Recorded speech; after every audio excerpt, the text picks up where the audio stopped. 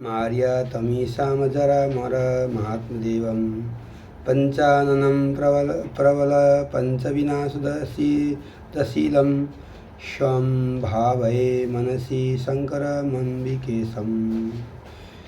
जो आदि और अंत में तथा मध्य में भी नित्य मंगलमय है, जिनकी समानता अथवा तुलना कहीं भी नहीं है, जो आत्मा के स्वरूप को प्रकाशित करने वाला देवता परमात्मा है, जिनके 5 मुख हैं और जो खेल ही खेल में अनायास जगत की रचना, पालन और संहार तथा अनुग्रह एवं तिरोभाव रूप 5 प्रबल कर्म करते रहते हैं।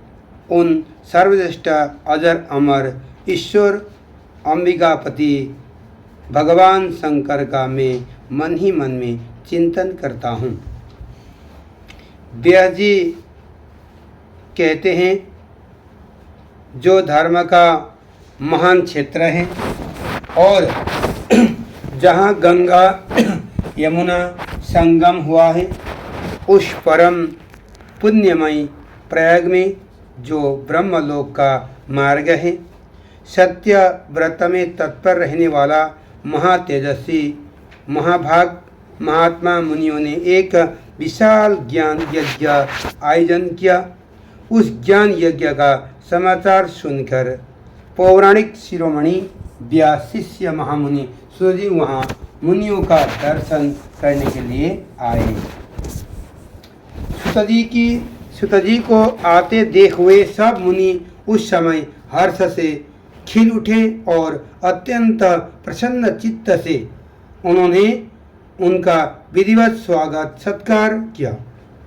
तत्पश्चात उन प्रसन्न महात्माओं ने उनकी विधिवत स्तुति करके विनय पूर्वक हाथ जोड़कर उनसे इस प्रकार कहा। सर्वज्ञ विद्वान रोमहर्षणी जी, आपका भाग्य बड़ा भारी है। इसी से आपने व्यास जी के मुँह से अपनी प्रसन्नता के लिए ही संपूर्ण पुराण विद्या प्राप्त की, इसलिए आप आचार्य स्वरूप कथाओं के भंडार हैं।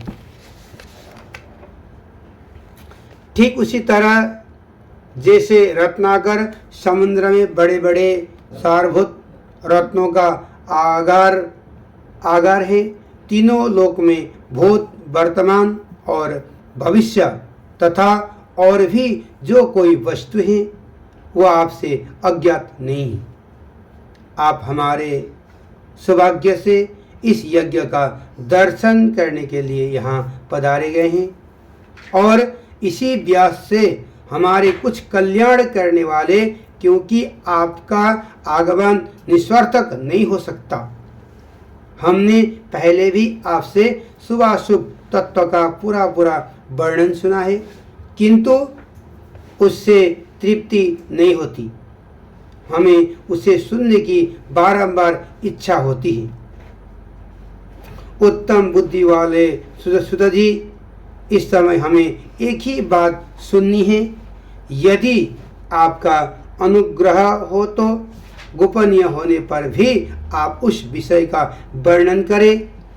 घोर कलयुग आने पर मनुष्य पुण्य कर्म से दूर रहेंगे, दुराचार में फंसे जाएंगे और सबके सब सत्य भाषण से मुंह फेर लेंगे, दूसरों की निंदा में तत्पर होंगे, पराये धन को हड़प लेने की इच्छा करेंगे और उनका मन पराये स्त्रियों से आसक्त होगा तथा वे दूसरे प्राणियों का हिंसा किया करेंगे।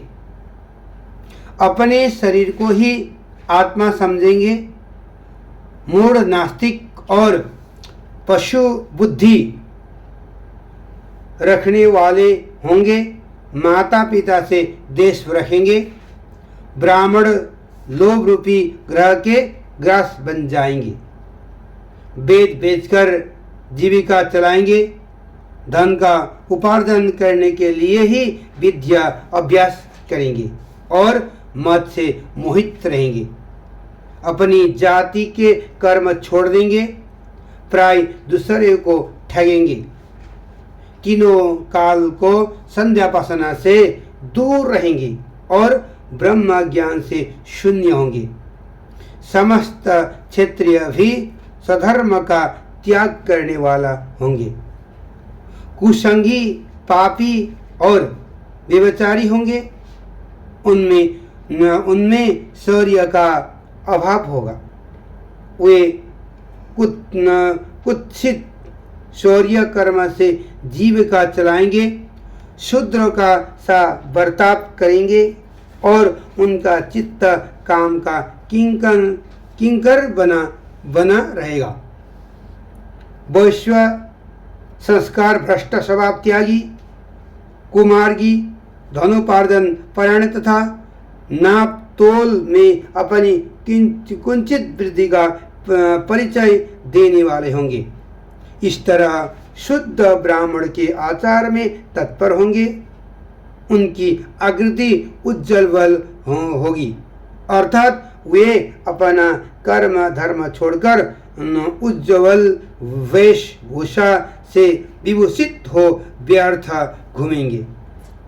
वे स्वभावतः ही अपने धर्म का त्याग करने वाले होंगे। उनके विचार धर्म के प्रतिकूल होंगे। वे कुटिल और देश निंदक होंगे। यदि धनी हुए तो कुकर्म में लग जाएंगे।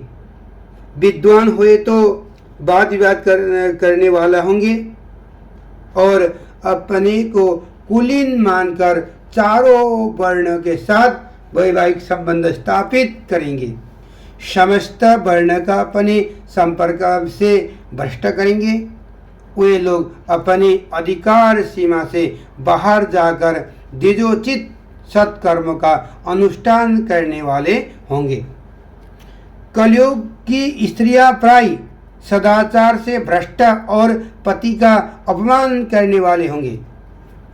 सास ससुर से द्रोह करेंगे, किसी से भय नहीं मानेंगे, मलिन भोजन करेंगी, कुत्सित हाव भाव तत्पर होंगी। उनका शील स्वभाव बहुत बुरा होगा और वे अपने पति की सेवा से सदा ही विमुख रहेगी। हे सुत जी, इस तरह जिनकी बुद्धि नष्ट हो गई है, जिन्होंने अपने धर्म का त्याग कर दिया है, ऐसे लोगों को यह लोक और परलोक में उत्तम गति कैसे प्राप्त होगी। इसी चिंता से हमारा मन सदा व्याकुल रहता है।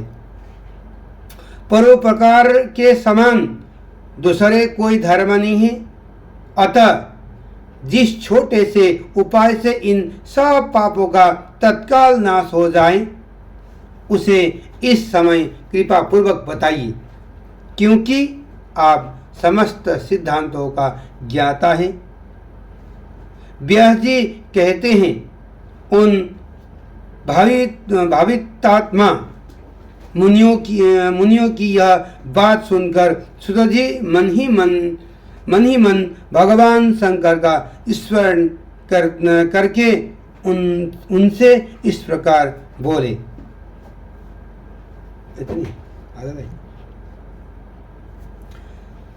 शिव पुराण की महिमा और संहिताओं के भेद। सुत जी बोले, हे मुनिवर, यह आपने त्रिलोक हितकारी बड़ा अच्छा प्रश्न किया है। मैं आप लोगों की ऐसी रुचि देखकर श्री गुरुजी का स्मरण कर जो कहता हूँ उसे आदर सहित सुनिए। कली के पापों का नाश करने वाला परमार्थ दायक शिव पुराण नामक ग्रंथ सब ग्रंथों से उत्तम और वेदांत सार का भी स्वरूप है, जिसके पढ़ने सुनने से मनुष्य सर्वोत्तम शिव गति को प्राप्त होता है। जब तक इस ग्रंथों का उदय नहीं हुआ है, तभी कलयुग में ब्रह्म हत्यादि पापों फैल रहे हैं।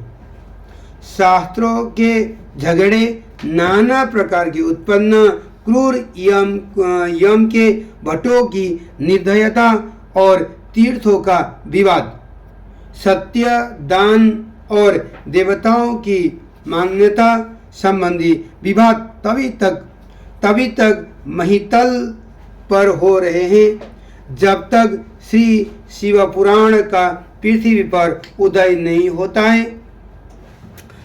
जब यह प्रत्यक्ष हो जाएगा तब शास्त्रों के परस्पर झगड़े आदि सभी इसकी गर्जना से समाप्त हो जाएगा, क्योंकि भगवान वेद व्यास के कहे हुए इस पुराणों का बहुत महत्व है। इसके कीर्तन और श्रवण से जो फल प्राप्त होता है वह सब का सब तो मैं नहीं कह सकता, किंतु उसका कुछ महात्मा में आप लोगों से कहता हूँ। ध्यान देकर सुनेंगे। इसमें मैं अपने ओर से कुछ नहीं कहूँगा, जो व्यास जी ने कहा है वही कहूँगा। व्यास जी ने कहा है, यदि शिव पुराण का एक या आधा श्लोक भी कोई पढ़ेगा तो वह पाप से छूट जाएगा, और यदि सावधान से संपूर्ण पढ़े तो जीवन मुक्त हो जाएगा, और इसके अनुसार आचरण करे तो एक एक दिन में एक एक अश्वमेध का फल पाएगा। यदि कोई दूसरे भी शिव महापुराण का पूजा कर दे तो वह सब देवताओं की पूजा के समान फल प्राप्त करे, इसमें कोई भी संदेह नहीं है, क्योंकि शिव संहिता नामक इस सुधा को स्वयं शिव जी भगवान ने उपनिषद रूपी समुद्र को मत कर उसमें से निकाला है। अतः जो इसका पान करेगा वह निश्चय ही अमर हो जाएगा। यदि कोई एक मास से पड़े तो ब्रह्म हत्यादि पाप से भी मुक्त हो जाएगा, और शिवालय में या बिल्व के वन में जो इस संहिता को पढ़ेगा वह अद्भुत फल का लाभ करेगा। जो श्री भैरव जी की मूर्ति के सामने इसका 3 बार पाठ करेगा उसके सभी मनोरथ पूर्ण होते हैं। यदि चतुर्थी के दिन निराहार रह बिल्व के मूल में बैठकर यदि पढ़े तो शिव जी की पूजा के समान है, और उसकी देवता भी पूजा करते हैं। इसमें शिव जी के दिए हुए अर्थ, धर्म, काम और मोक्ष चारों पदार्थों का विवेचन और उसकी प्राप्ति के उपाय तथा शिव जी की लीला और विज्ञान सब कुछ निहित है। अतः एवं यह सब प्रकार से आदरणीय है। वेद और श्री ब्रह्मा जी की संपत्ति के अनुसार श्री शिवजी ने ही पहले इस श्री महापुराण का रचना की, जिसमें विश्वेश्वर संहिता, रुद्र संहिता, विनायक संहिता, उमा संहिता और मातृ संहिता, एकादश रुद्र संहिता, कैलाश संहिता, 7 रुद्र संहिता, कोटि रुद्र संहिता, सहस्र कोटि रुद्र संहिता, वायव्य संहिता और धर्म संहिता, इतनी संहिता इस पुराणों में सम्मिलित है। ये सभी पुरांतर है। इसमें विश्वेश्वर, रुद्र, विनायक ये तीनों संहिताएं 10-10 हजार तथा उमा और मातृ ये दोनों 8-8 हजार और एकादश रुद्र संहिता 13,000, कैलाश संहिता 6,000 और शतरुद्र 3,000, कोटि रुद्र 9,000 सहस्र कोटि रुद्र 11,000 और वायव्य संहिता 10,000 और धर्म संहिता 12,000, कुल 1,00,000 श्लोकी का यह शिव पुराण है। परंतु श्लोकों का यह शिव महापुराण है, परंतु इसे शिव जी ने अब केवल 24,000 का ही सबके लिए रख दिया है और पुराणों में यह चौथा पुराण कहा जाता है। परंतु अब इसमें 7 संहिता ही प्रधान है। अन्यथा सृष्टि के आरंभ में शिव जी ने इसे 100 करोड़ श्लोकों में कहा था। अब यह 24,000 संख्याओं वाला शिव पुराण केवल इन 7 संहिताओं में ही शेष रह गया है। यथा विद्येश्वर संहिता, रुद्र संहिता, शतरुद्र, श्री कोटि रुद्र, श्री उमा, श्री कैलाश और वायव्य संहिता, जो इस सप्त संहिता युक्त श्री शिव महापुराण को आदर सहित पूरा पढ़ेगा, वह जीवन मुक्त हो जाएगा। यह सब पुराणों का तिलक और सब जीवों का कल्याण दाता है। इसमें वेदांत और विज्ञान सब कुछ पूर्ण रूप से निहित है। इसे